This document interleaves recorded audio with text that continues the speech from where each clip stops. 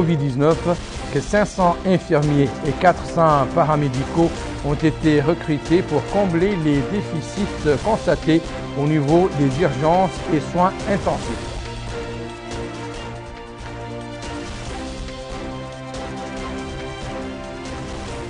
La première réunion extraordinaire par visioconférence du comité technique des transports de l'Union africaine approuve les étapes franchies par le programme de développement des infrastructures en Afrique.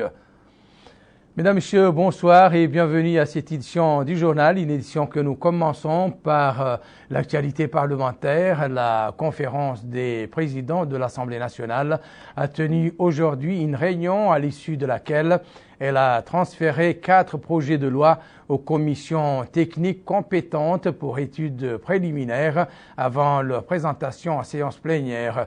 Il s'agit des projets de loi sur la police de l'environnement, de la loi portant règlement définitif du budget de l'État pour 2019, de la loi modifiant et complétant certaines dispositions de la loi du 1er février 2017 relative au partenariat public-privé et enfin de la loi modifiant certaines dispositions de la loi du 3 février 1967 créant le système d'assurance sociale.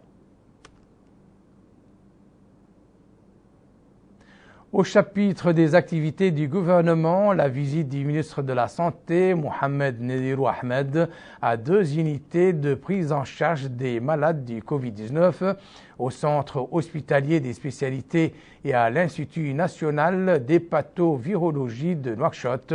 Des équipes médicales de différentes nationalités opèrent dans ces 2 unités aux côtés de leurs collègues mauritaniens. Bokar Baileba. Première étape, le centre hospitalier de spécialité implanté dans la Moukata de Sebra. Sur place, le ministre de la Santé, Mohamed Nazirou Ahmed, en compagnie du Wali de Nouakchott-Ouest et de l'ambassadeur de France, son Excellence M. Robert Moudier, a été édifié sur le fonctionnement de l'unité de prise en charge des malades de la Covid-19, où l'équipe française apporte son appui au personnel soignant national. Ahmed Salem Khater est médecin coordonnateur de l'unité Covid-19 au centre hospitalier de spécialité. Il affirme que l'unité a été créée pour accueillir les cas urgents qui ont besoin d'appareils pour la respiration artificielle et soins intensifs. Il a ajouté que la capacité de cette unité est de 6 malades en plus d'autres membres pour recevoir les cas moins graves. La présence des équipes médicales dans ce centre vise principalement à soutenir ses confrères mauritaniens en matière d'urgence et de soins intensifs. En d'autres termes, il s'agit d'un transfert rapide de compétences. J'ai passé ma première nuit de garde hier soir en binôme avec un médecin mauritanien pour permettre un transfert de compétences et on s'aperçoit qu'en quelques jours, le service actuel qui a été créé au sein du centre hospitalier des spécialités de Nouakchott est en pleine expansion avec actuellement 6 lits de réanimation fonctionnels qui permettent d'accueillir en toute sécurité les patients les plus graves atteints de Covid-19. Seconde étape, l'Institut national d'hépatovirologie situé dans la Moukata de Tefrazaina. Et au cours d'une rencontre avec le personnel médical de l'Institut national d'hépatovirologie et l'équipe médicale algérienne, le ministre de la Santé a tenu à saluer la présence de ces équipes importantes aussi bien sur le plan médical que sur le plan humain. Et c'était en présence de l'ambassadeur d'Algérie à Nouakchott. Il a en outre indiqué que la présence de ces équipes va permettre un transfert rapide de compétences, notamment en urgence et en soins intensifs. Dr Salahaddin Ouldeida est le coordonnateur de l'unité Covid-19 à l'Institut national d'hépatovirologie, indique que l'établissement est l'une des structures accueillant le plus grand nombre de patients atteints de Covid-19 qui nécessitent des soins intensifs. Il précise que le travail se fait en parfaite symbiose avec l'équipe médicale algérienne dont l'apport est très important. De son côté, le coordinateur de la mission algérienne de l'unité Covid-19, Souhail Islam, indique que sa mission est venue pour aider notre pays à faire face à la pandémie, rappelant que cette équipe a été répartie entre 5 établissements sanitaires de Nouakchott. Et au cours de ces 2 visites, le ministre de la Santé était accompagné du Wali de Nouakchott-Ouest et des ambassadeurs de France et d'Algérie dans notre pays. Le ministre de l'Équipement et des Transports, Mohamedou Ahmedou Mhaimid, participait, lui, ce matin, depuis son bureau, à une visioconférence consacrée à la première réunion extraordinaire du Comité technique des transports, des infrastructures continentales et régionales, de l'énergie et du tourisme de l'Union africaine. La réunion ministérielle a porté sur l'approbation des étapes achevées dans le cadre du deuxième programme de développement des infrastructures en Afrique, Bokar Baileba. La Mauritanie a été représentée à cette réunion par visioconférence par le ministre de l'Équipement et des Transports, Ahmedou Mhaimid.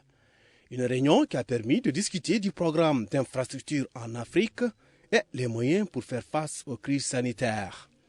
D'ailleurs, les participants à cette réunion ont appelé les pays concernés à ratifier le document de Lomé en coopération avec la Commission de l'Union africaine et les différents organes intervenants pour soutenir le plan de relance économique post-Covid-19 dans le domaine des transports, des infrastructures et du tourisme. À cela s'ajoute le soutien à la production et au transport d'énergie. La réunion ministérielle a également inclus l'approbation des étapes accomplies dans le cadre du deuxième plan du programme et les orientations stratégiques dans le domaine de la sécurité routière et l'unification de la vision en 2020-2021.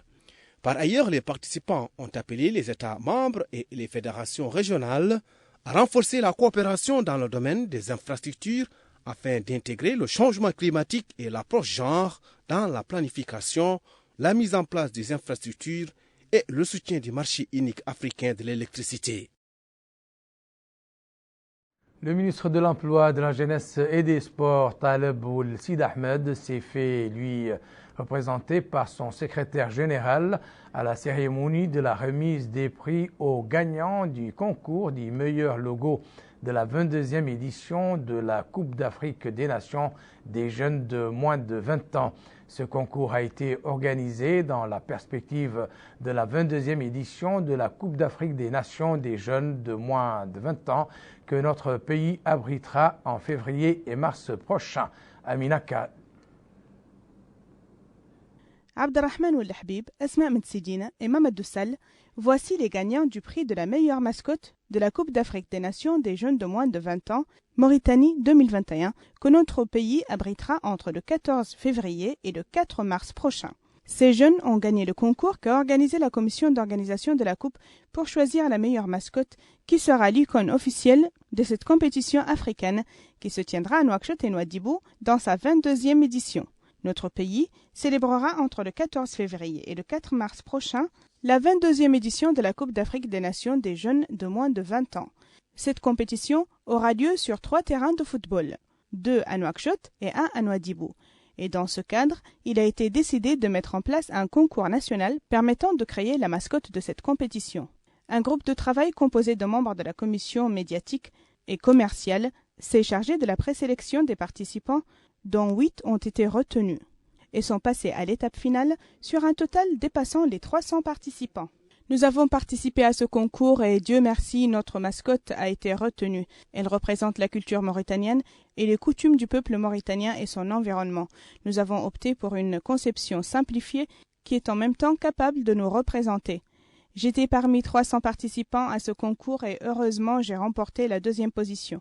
J'ai essayé d'intégrer tous les critères demandés par la Commission concernant l'incarnation des bonnes valeurs de notre société mauritanienne et mettant en valeur l'unité nationale. Le choix de la mascotte de la Coupe d'Afrique des Nations de moins de 20 ans, Mauritanie 2021, a été fait sur des critères comprenant, entre autres, l'innovation, l'originalité des spécimens, en plus de sa représentation des valeurs et de l'identité de notre pays. La page santé de ce journal avec le point de presse du ministère de la Santé dont les services épidémiologiques ont recensé ces dernières 24 heures 5 décès, 96 nouveaux cas et 196 guérisons. Pour la situation épidémiologique, nous avons enregistré durant les dernières 24 heures 96 cas positifs Covid-19. Dont 3 cas contacts et 93 cas communautaires. 196 nouvelles guérisons ont été enregistrées durant les dernières 24 heures et malheureusement 5 nouveaux décès. Le cumul de cas positifs enregistrés depuis le début de la pandémie est de 15 707, dont 8 943 cas contacts et 6 579 cas communautaires et 185 cas importés. Le cumul des cas de guérison enregistrés depuis le début de la pandémie est de 13 835 et aussi le cumul de décès est de 392. Nous avons aujourd'hui 1480 cas actifs, dont 1339 cas asymptomatiques, 84 cas avec des symptômes simples et 57 cas graves.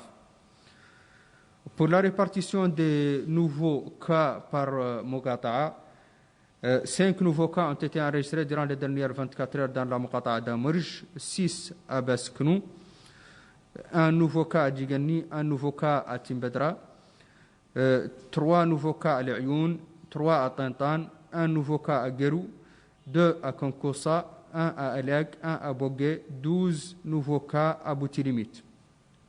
Un nouveau cas à Medredra, 2 à Natar, 4 à Nouadhibou, un nouveau cas à Tichit, 1 à Tijikje, 2 à Qabou, un nouveau cas à Oulienja, 1 à Selibabi, 1 à Akjoujet, 1 à Benishab, 2 nouveaux cas ont été enregistrés au Ksar, 1 à Sabkha, 11 nouveaux cas ont été enregistrés à Tafraq Zeyna, 8 à Tayaret, 5 à Toujounine, 10 à Arafat, 2 à Almina et 6 nouveaux cas à Riyad.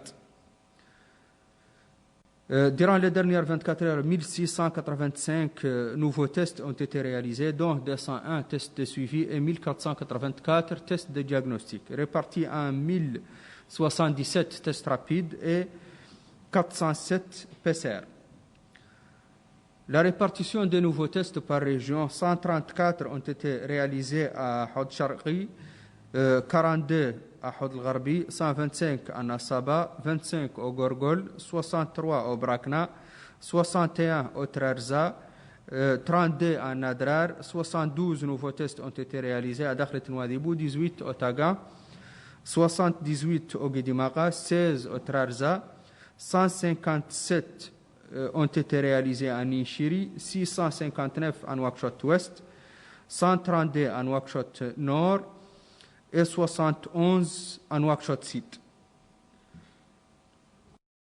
Le cumul de tests réalisés depuis le début de la pandémie est de 167 401, dont 24 775 tests de suivi et 142 626 tests de diagnostic, répartis sur 111 700 TDR et 30 926 PCR.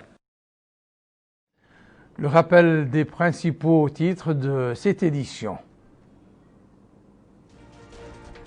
Le ministre de la Santé affirme à l'issue d'une visite dans 2 unités de prise en charge des malades du Covid-19 que 500 infirmiers et 400 paramédicaux ont été recrutés pour combler les déficits constatés au niveau des urgences. La première réunion extraordinaire par visioconférence du Comité technique des transports de l'Union africaine approuve les étapes franchies par le programme de développement des infrastructures en Afrique. La pandémie du Covid-19 soldée ces dernières 24 heures par 5 décès, 96 nouveaux cas et 196 guérisons. C'est la fin de cette édition. Merci pour votre attention. Excellent moment avec le reste des programmes d'El Mauritania. Au revoir.